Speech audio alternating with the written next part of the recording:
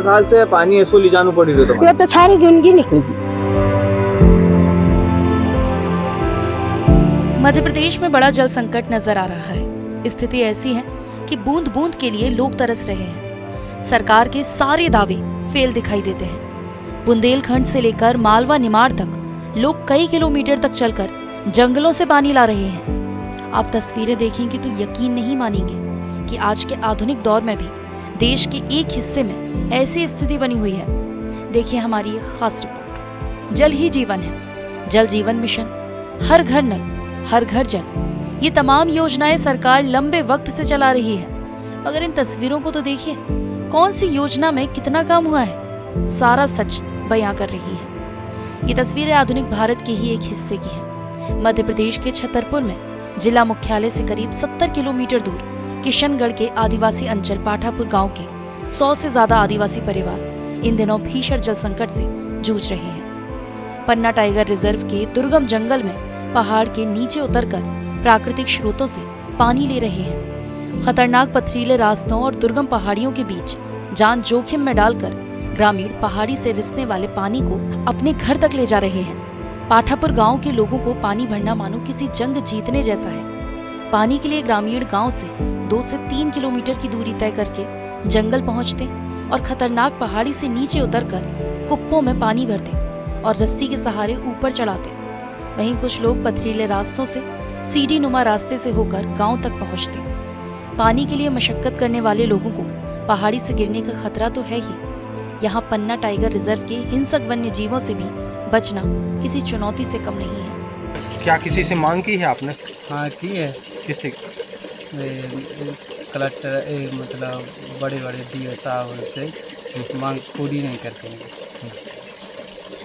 पूरे साल समस्या रहती गांव में आपकी? पूरे 12 महीना कोई नहीं सुनता आपकी समस्या? नहीं।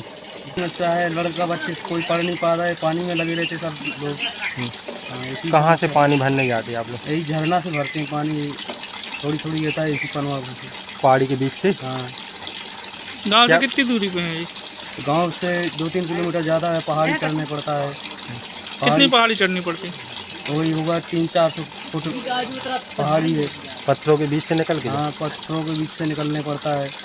कोई छूट जाए तो मौत ही हो जाएगी। आप लोगों ने किसी से मांग नहीं की है?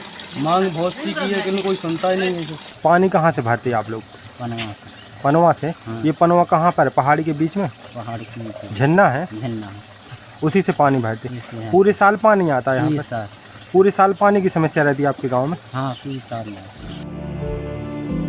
अब बात विश्व प्रसिद्ध पर्यटन स्थल मांडू की, जहां सदियों से नहीं बदली ग्रामीणों की तस्वीर। गहरी खाई में गुफा के अंदर से जान जोखिम में डाल जंगली जानवरों के डर के बीच बूंद बूंद टपकते मटमैले पानी को कई किलोमीटर दूर से आज भी लाने को मजबूर है। हम बात कर रहे हैं मांडू नगर के छावरी क्षेत्र की, जहां की 1000 से ज्यादा लोगों की आबादी रोजाना अपनी जान जोखिम में डालकर सैकड़ों फीट गहरी खाई में सकरी सी पगडंडी के सहारे चढ़ उतर कर हिंसक जंगली जानवरों के भय के बीच गुफा के अंदर बूंद बूंद टपकते मटमैले पानी को लेने टिबकिया नामक स्थान पर आने को मजबूर है। ग्राम झाबरी से करीब 2 से 2.5 किलोमीटर दूर गहरी खाई में सैकड़ों फीट नीचे एक गुफा में टिबकिया नामक इस स्थान पर पहुंचने के लिए ग्रामीणों को सकरे से पथरीले रास्ते से सैकड़ों फीट नीचे उतरना पड़ता है, जहां जरा सी चूक होने पर सैकड़ों फीट नीचे गहरी खाई में गिरने का डर बना रहता है। वहां पर लोगों को गुफा में एक गड्ढे में बूंद बूंद टपकते इकट्ठे हुए मटमैले पानी को ले जाने के लिए सदियों से संघर्ष करना पड़ रहा है, और वो पानी भी पीने योग्य नहीं होता। ग्रामीणों का कहना है कि साल के लगभग 6 महीने इस क्षेत्र में यही हालात बने रहते हैं, और भीषण गर्मी के इस दौर में वे सुबह और शाम को टिबकिया में जा भी नहीं सकते, क्योंकि यहाँ पर जंगली जानवरों का कब्जा रहता है और अक्सर हिंसक जंगली जानवरों की दहाड़ उन्हें सुनाई देती है। ऐसे में भीषण गर्मी के बीच भरी दोपहर में 10 से 15 महिलाओं के ग्रुप में ही वे यहाँ पहुँचते हैं और जान जोखिम में डालकर सकरे रास्ते के नीचे उतरकर मटमैले पानी को भरकर ले जाने को मजबूर हैं। क्या समझे भैया, पानी बहुत दूर है, पानी भरने आए तो बहुत टाइम हो जाती और रोटी पानी भी अभी तो नहीं बनाई, पानी भर के ले जाएंगे, जब रोटी पानी बनाएंगे छोटे छोटे बच्चे वो भी रो रो के थक जाते। बहुत दूर पानी भी बहुत गंदा, हम पी नहीं पाते। और पानी आए थे तो शेर आया तो बर्तन भी फेंक के चले गए। हमारे गांव में पानी की समस्या है। पानी 2 से 3 किलोमीटर अंदर जाते हैं पानी लेने के लिए। और ये समस्या है कि गांव के लोग पानी के लिए गर्मी में निकलते बाहर जाते हैं और घर का काम भी नहीं होता है ठीक से। और दिन भर पानी के लिए हम जाते हैं और पहाड़ी में जाते हैं, वो भी वहाँ पे अकेले जाते तो डर लगता है। और शेर का डर रहता है। शेर का शाम सुबह पानी की जगह रहता है तो डर भी रहता है। एक इकट्ठी होकर महिला हम जाती हैं, 10 या 15 महिलाएं एक इकट्ठी होकर जाती है, जब वहाँ जा पाते हैं। अकेले नहीं जा सकते। और रास्ता भी बेकार है वहाँ, पगडंडी है, थोड़ा सा रास्ता खराब है और पैर फिसल जाएगा तो हम पहाड़ी में गिर जाएंगे। तो तुम्हारे कितना साल से पानी ऐसो ले जाना पड़ी थी तुम्हारे? ये तो सारी जिंदगी निकलेगी। के मरी गया, के पीढ़ी पर पीढ़ी मरी गया ना। या पातली पीढ़ी जो कई इधर सरकार हमारी व्यवस्था कर, अब क्या करा। अब हम तो करी कि नहीं करी, आप पातली पीढ़ी की व्यवस्था करना चाहिए। इधर राजधानी भोपाल का हाल भी जान लीजिए। यहाँ 5 सालों बाद लाइफलाइन कहा जाने वाला बड़ा तालाब सूख रहा है। जल स्तर 1 महीने में ही 1661 फीट से घटकर 1659 फीट तक पहुंच चुका है। सूरज ऐसे ही आग बरसता रहा तो जल स्तर और भी कम होने की आशंका है। मध्य प्रदेश में गर्मी रिकॉर्ड तोड़ रही है और कई इलाके ऐसे हैं जहां पर लोग बूंद बूंद के लिए तरस रहे हैं। ये तस्वीर हम आपको भोपाल के लाइफलाइन कहे जाने वाली बड़े तालाब की दिखा रहे हैं, जहां पर 5 साल के बाद ये स्थिति बनी है जब जल स्तर बेहद कम हो गया है। अगर हम तकरीबन 1 महीने पहले की बात करें तो 1661 फीट बड़े तालाब का जल स्तर था, जो कि घटकर 1659 पर आ पहुंचा है। और विशेषज्ञों का ये भी कहना है कि अगर इसी तरह से धूप निकलती रही, गर्मी बढ़ती रही, तापमान इसी तरह से 44-45 डिग्री सेल्सियस पर रहा तो स्थिति और भी ख़राब हो सकती है।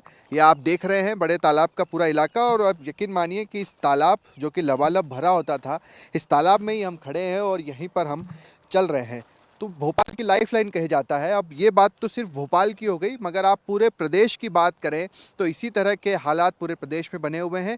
बुंदेलखंड से हमने तस्वीरें देखी है जहां पर लोग गांव से जंगलों की ओर जा रहे हैं, जहां पर कोई झील, कुआं, तालाब अगर मिल रहा है तो वहां से पानी भरकर ला रहे हैं। बहुत ही बुरी स्थिति में वहां पर भी जलजीवन चल रहा है। दूसरी तरफ अगर आप मालवा निमाड़ की बात करते हैं, जहां पर सरकार बड़े दावे करती है, वहां पर तो लोगों ने चक्का जाम तक किया है। वहां पर भी इसी तरह से जंगलों में जा रहे हैं और एक एक बूंद के लिए इस वक्त मध्य प्रदेश के कई इलाके हैं जहां पर लोग तरस रहे हैं। सरकार का दावा है कि जल नल योजना के साथ साथ कई और योजनाएं हैं, लोगों को कोई परेशानी नहीं हो रही है। मगर दूसरी तरफ सच्चाई ये है कि लोग पानी के लिए काफ़ी तरस रहे हैं। सरकार की ओर से कोई व्यवस्था उन्हें नहीं मिल रही है। विपक्ष भी सरकार पर आरोप लगा रहा है कि ऐसी स्थिति में जब सरकार बड़े बड़े दावे करती है, कोई व्यवस्था प्रदेश में देखने को नहीं मिल रही है।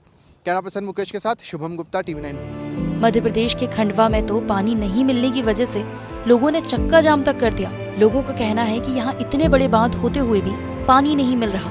हम कई सालों से इस जल समस्या का सामना कर रहे हैं।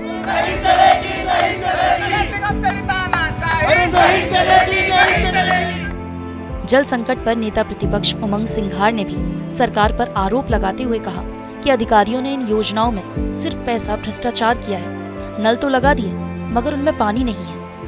सरकार जनता को पानी नहीं पिलाना चाहती। जल जीवन मिशन योजना भ्रष्टाचार के सूली लटक चुकी है और जनता को पानी नहीं, ठेकेदारों को, अधिकारियों को नोट पिलाना चाहती है तो सरकार। तो मैं कहना चाहता हूं कि भारतीय जनता पार्टी और की सरकार को निष्पक्ष जांच कराना चाहिए। इसमें कई इंजीनियर, कई चीफ इंजीनियर और पूर्व मुख्यमंत्री भी इसके अंदर घेरे में आ सकते हैं, क्योंकि 20,000 करोड़ का पूरे प्रदेश में घोटाला है। वहीं जल की समस्या को लेकर मुख्यमंत्री भी गंभीर नजर आ रहे हैं। 5 जून से लेकर 15 जून तक अभियान भी चलाया जाएगा। हमारे प्रदेश में लगभग 212 से ज़्यादा नदियां हैं, छोटी बड़ी मिला करके, जिनके आधार पर हमारे अपने पेयजल की आपूर्ति होती है। कई बावड़ियाँ, कई तालाब, उन सबको मिला लें तो बड़ी जल संरचना है जिनके आधार पर यह जल ही जीवन है, ये केवल घोष वाक्य नहीं है, इससे जीवन भी पाते हैं। तो हमारी अपनी पीढ़ी इससे परिचित हो, उसके प्रति हमारा संबंध आए, और ख़ासकर ये जो तालाब और नदियों से जो निकाली जाने वाली मिट्टी जो गाद के रूप में भी या खाद के रूप में भी आती, कि लोग अपने खेतों पे ले जा सके, ऐसा कुल मिलाकर के प्लानिंग कर रहे हैं और कोशिश करेंगे कि जिन जल संरचनाओं पर अतिक्रमण हो रहा है जिला प्रशासन के माध्यम से उनका अतिक्रमण भी हटाया जाए। और कुल मिलाकर मध्य प्रदेश में आने वाले 15 से 20 दिन बेहद कठिन है। जरूरत है कि सरकार इन ग्रामीणों के लिए पानी की उचित व्यवस्था करे। भोपाल से शुभम गुप्ता की रिपोर्ट, TV9 मध्य प्रदेश।